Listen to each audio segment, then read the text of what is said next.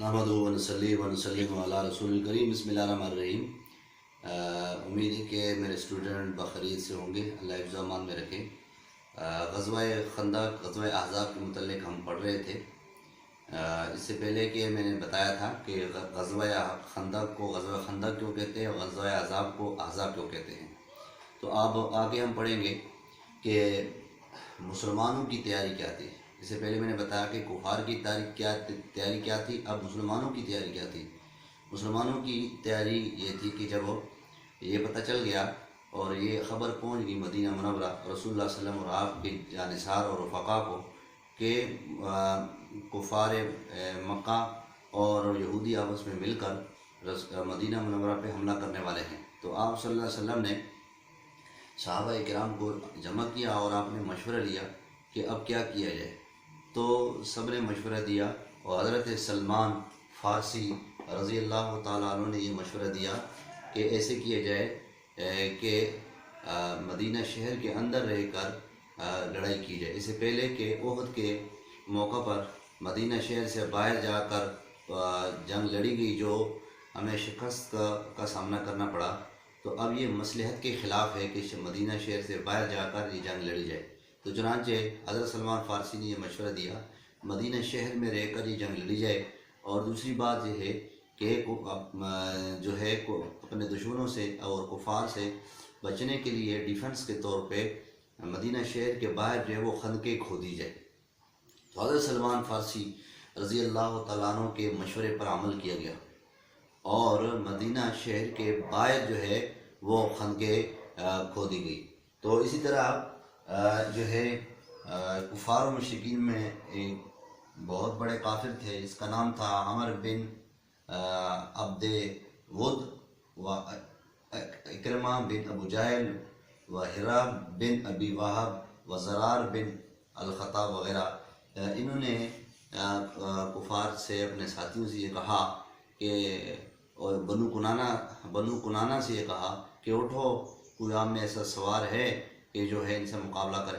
تو چنانچہ عمر بن عبد الود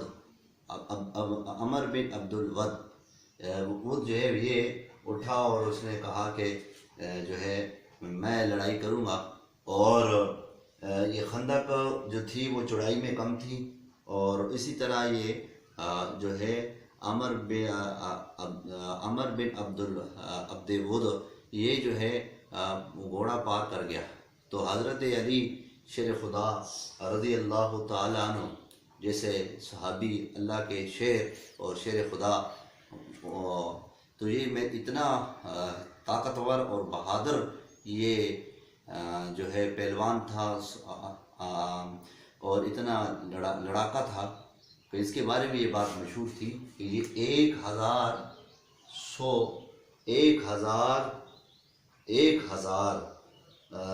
سواروں کے برابر یہ لڑنے والا، اس سے اگر اس سے لڑنا بھی ہوتا یعنی عمر بن عبد ود سے، تو 1000 سوار اس کے ساتھ مقابلہ کرتے تھے۔ چنانچہ جب یہ بوڑھا تھا اور بڑا جو ہے اپنی بہادری میں بڑا مشہور تھا، اور یہ میدان میں کود پڑا اور اس نے 3 مرتبہ اونچی آواز میں کہا کون ہے جو مجھ سے لڑائی کرے گا، کون ہے جو مجھ سے لڑائی کرے گا۔ تو حضرت علی شیر خدا رضی اللہ تعالیٰ عنہ نے جو ہے اپنا ترا باندھا اور اپنی ذوالفقار وہ تلوار لے کر اس کفار کے سامنے کود پڑے، تو کہا کہ میں آپ کا مقابلہ کروں گا۔ اور جب یہ آمنا سامنا ہونے لگا تو حضرت علی شیر خدا نے اس سے گفتگو کی اور کہا کہ ایمان لے آؤ۔ اس نے کہا میں ایمان نہیں لاؤں گا۔ تو حضرت علی شیر خدا نے کہا کہ پیچھے ہٹ جاؤ، کہتا ہے کہ میں پیچھے بھی نہیں ہٹوں گا۔ اور پھر حضرت علی رضی اللہ تعالیٰ نے کہا پھر آ جاؤ، میں آپ کے ساتھ لڑائی کرتا ہوں۔ تو وہ ہنسنے لگا، عمر بن عبد ود وہ ہنسنے لگا اور کہا کہ یہ پہلا آپ وہ شخص ہیں کہ جس نے مجھے لڑائی کی دعوت دی ہے۔ تو حضرت علی رضی اللہ تعالیٰ عنہ اس کافر کے درمیان جب لڑائی ہوئی تو اس نے پہلا بار حضرت علی رضی اللہ تعالیٰ عنہ پہ کیا، جسے حضرت علی رضی اللہ تعالیٰ عنہ گر پڑے اور آپ کے پیشانی پہ وہ چوٹ آ گئی، زخم زندگی بھر آپ کے پیشانی پہ یہ رہا۔ حضرت علی شیر خدا اٹھے اور کہا میری باری ہے۔ حضرت علی شیر خدا رضی اللہ تعالیٰ عنہ اس پہ لپکے اور ایسا وار کیا کہ اس کی تلوار ذوالفقار سے اس کی کمر وہ چیرتی ہوئی اس کے 2 ٹکڑے ہو گئے. تو حضرت علی رضی اللہ تعالیٰ عنہ نے اس کو ملیح میٹ کر دیا، نیست و نبود کر دیا اور قتل کر دیا. اور اسی طرح جب یہ خندق کو کھودی گئی تو 20 دن اور اس سے بعض روایت میں آتا ہے کئی دن لگ گئے کہ یہ خندقیں کھودی گئی اور یہ تیار ہو گئی. اور نبی کریم صلی اللہ علیہ وآلہ وسلم نے خود اس میں حصہ لیا. حضرت انس فرماتے ہیں رضی اللہ تعالیٰ عنہ کہ میں نے خود دیکھا کہ انصار اور مہاجرین جو ہے یہ جاڑے کا موسم تھا، سخت سردی تھی اور اس میں پھر وہ کئی دنوں کا وہ فاقہ بھی تھا، بھوکے تھے اور کھانے کو کچھ نہیں تھا. تو صحابہ کرام انصار اور مہاجرین اس جاڑے اور سخت سردی میں بھی وہ کام کر رہے تھے اور جو ہے وہ خندقیں اور گڑھے کھود رہے تھے. تو حضرت انس نے جب ان کو دیکھا تو حضرت انس رضی اللہ تعالیٰ نے کچھ اشعار پڑھے. وہ یہ اللہم ان العیش عیش الآخرہ فاغفر الانصار والمہاجرہ.